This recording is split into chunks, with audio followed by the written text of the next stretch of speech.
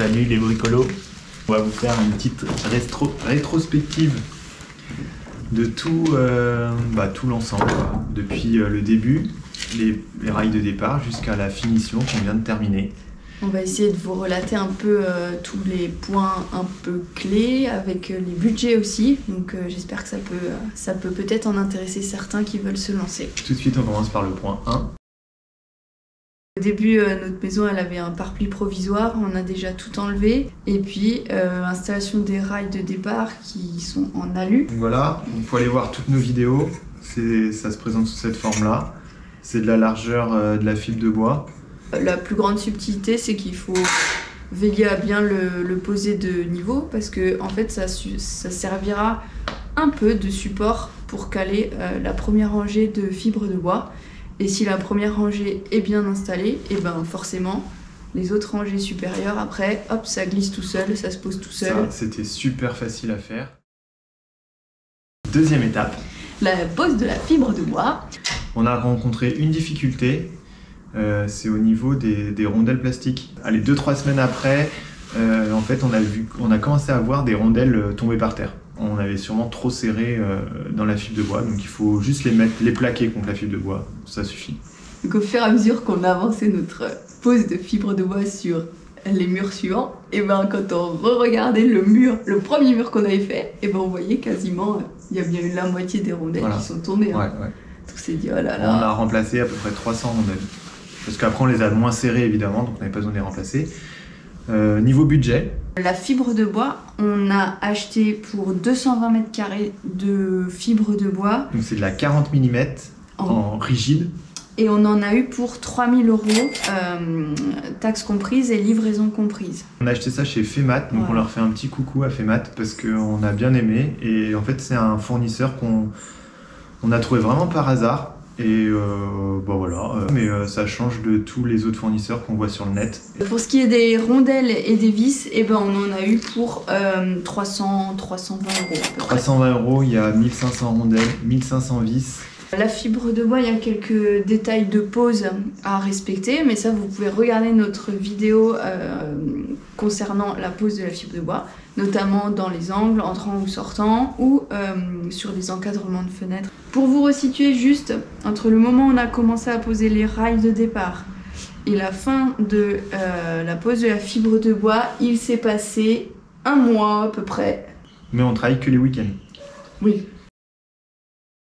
Alors la première passe de sous-enduit, c'est là où il faut intégrer la trame fibrée. Donc tu as une première application de sous-enduit, tu appliques la trame et après lissage par-dessus. Quand on a commencé, on n'avait pas toutes les astuces, etc. Donc les 2 premiers murs ont été un peu plus compliqués. Au bout du 3e, on savait pas comment on allait faire en fait, parce qu'on voyait qu'on avait des raccords et tout. Enfin voilà, ça c'est les grosses difficultés, c'est le sous-enduit, on doit mettre la trame fibrée sur la fibre de bois, ça absorbe très vite, donc ça sèche vite. On a fait ça à la période estivale, donc on avait la météo aussi un peu plus chaude et du coup le mélange, en fait finalement il sèche pas mal, donc c'est pour ça on fonctionnait sac par sac, parce que sinon tu peux plus le travailler quoi. Heureusement. Ouais, on a fait appel à Thierry BKLK, vous avez vu, on a une vidéo qui résume nos problèmes et toutes les astuces pour appliquer ce sous-enduit sans souci, voire même en une seule passe. Et donc Thierry BKLK qui a une chaîne YouTube que sur l'application de ravalement, de sous-enduit, il est venu et franchement heureusement il nous manquait pas grand chose. Mais il nous manquait quelques petites astuces et donc on lui fait un petit clin d'œil à lui aussi. Merci beaucoup d'être passé parce que tu nous as vraiment sorti une épine du pied. Le sous-enduit, première passe, donc c'est de la poudre, c'est des sacs de 25 kg, c'est du Weber Therm exactement. On a acheté ça, on en a pour 1 000 € à peu près. 1300 €. 1300 €. 1300 € de sous-enduit. Et on a acheté un malaxeur pour l'occasion et c'était pas une mauvaise idée. Oui, voilà, on s'est pas éclaté. Malaxeur, on a pris la base de la base. 80 balles, 70 €, 80 €. 72 pour être précis. 72 € pour être précis. Et voilà, ça fait très bien l'affaire. Donc en termes de temps, le sous-enduit, on l'a commencé en juin 2022 et on l'a terminé mi-août 2022, en tout cas pour la première passe partout. Donc la deuxième couche de sous-enduit, c'est quand la première passe, elle est vraiment dégueulasse. Le gros avantage de la deuxième couche, c'est qu'on peut aller plus vite, on n'a pas de trame à passer. Donc, et puis on peut faire des arrêts au scotch. Alors on a eu certains commentaires qui nous disent que les arrêts, ça peut créer de la microfissuration, etc. Bon, on est sceptique sur le sujet, on ne sait pas, on verra bien. On tiendra tout le monde au courant sur l'évolution, le vieillissement des matériaux sur la maison. Hein. Moi, je dirais quand même attention, parce que plus tu fais de passes successives sur quelque chose qui a des défauts ou des vagues, plus quelque part tu les accentues. L'idéal, ça serait peut-être le tirer à la règle et tout, mais honnêtement, c'est pas possible. Enfin, c'est assez compliqué, on n'a pas trop les techniques et tout. Je sais pas comment font les pros là-dessus, mais voilà, on s'en est bien sorti là-dessus à la fin avec une deuxième passe. Et loin de voir les rondelles, on a eu quelques retours aussi là-dessus sur ce sujet, comme quoi il y a des gens qui voyaient les rondelles. Nous déjà au bout de la première passe, on voit plus nos rondelles. Pourtant nos rondelles, c'est pas dans du polystyrène, c'est dans de la fibre. Et les rondelles dépassent de 2 mm, 2-3, l'épaisseur de la rondelle en fait, l'épaisseur du plastique. Ouais.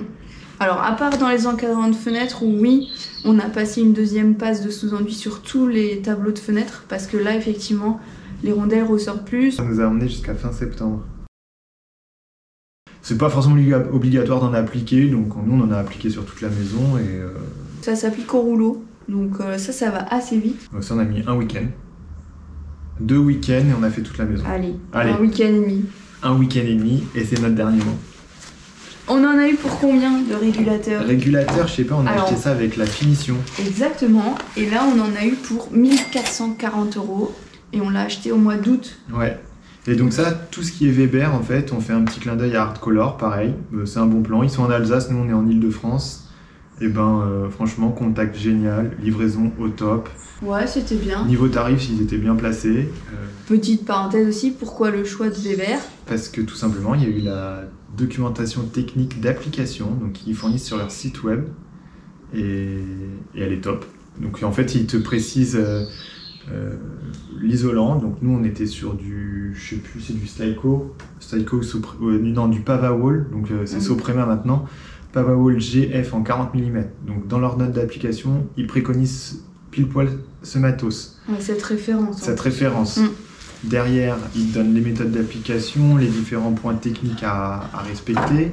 Après, le Weber terme, donc c'est la couche de sous-enduit. Donc elle est dans la note d'application. Et ensuite, ils préconisent le régulateur. Et derrière, les différents couches de finition. Donc on peut choisir différents matos. Ouais. Et donc nous, on a choisi ce matos-là. Quelle étape magnifique, la finition. On a mis en tout 3 week-ends, donc c'est allé hyper vite. 7 jours. C'est assez agréable comme étape. Après le sous-enduit. C'est l'étape la plus facile. Il n'y a quand même rien à voir. Final. C'est facile. C'est esthétique par l'effet du talocher. Tu découvres ta façade finie au fur et à mesure que tu l'as fait. C'est une tuerie. C'est vachement agréable après tout ce temps, après 5 mois. On a pris la finition en tout prêt pour question de praticité. Au moins, t'as pas besoin de transporter ton eau sur ton chantier. T'as pas besoin de ton malaxeur. T'as pas besoin de gérer les quantités d'eau par rapport à la poudre. On mélangeait en fait tout le matin.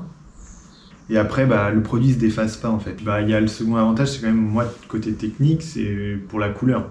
J'avais vraiment peur de si le mélange on le fait pas bien, qu'on ait des différences de teinte. Là au moins en tout près, on se pose pas de questions. Petit souci sur la finition quand même, on a eu un peu peur.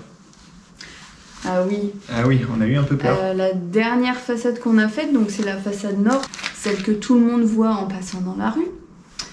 Et un endroit, on voyait comme un espèce de carré. Ça a pas séché. Ah, ça a pas du tout séché, ça a séché 2 jours après. Et en fait, c'est au niveau de notre vide sanitaire de la cour anglaise. On pense que y a de l'air chaud qui monte le long de la paroi.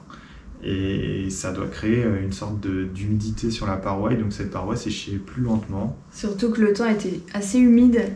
Il y avait du brouillard toute la matinée. Ça s'est levé en début d'après-midi. Donc peut-être que c'est cette accumulation de conditions qui ont provoqué ça. Là, on dit ouf, on voit plus de démarcation, mais on a un peu tremblé sur le moment. Ouais. Et clairement, nous, on a travaillé avec un échafaudage de 3 mètres de long, par contre, qui monte jusqu'à 7 mètres. Jusqu'à 7 mètres, donc c'est parfait. Bon, c'est pas l'idéal. Nous, on a choisi d'en acheter un d'occasion sur le Bon Coin. Ça nous a coûté 400 €. Idéalement, effectivement, c'est mieux d'avoir un échafaudage fixe qui court sur toutes les façades. Mais nous, vu le temps que ça nous a pris, on comprend bien qu'on peut pas louer un échafaudage pendant 6 mois. Pendant 6 mois, enfin, d'un point de vue coût. Et logistique même. Et logistique, enfin, c'était pas possible pour nous en tout cas. On arrive au terme de cette petite conclusion vidéo, ce chantier, puisque vous avez une grosse playlist ITE, vous pouvez tout revoir. J'espère que ça va servir à plein de personnes. Une grande page se tourne. La suite, ça va être l'isolation intérieure. On démarre l'intérieur. Génial, là c'est... Allez, dans 6 mois la Mésophie. Non, je rigole. Bon bah voilà, les bricolos. Allez, ciao. Ciao.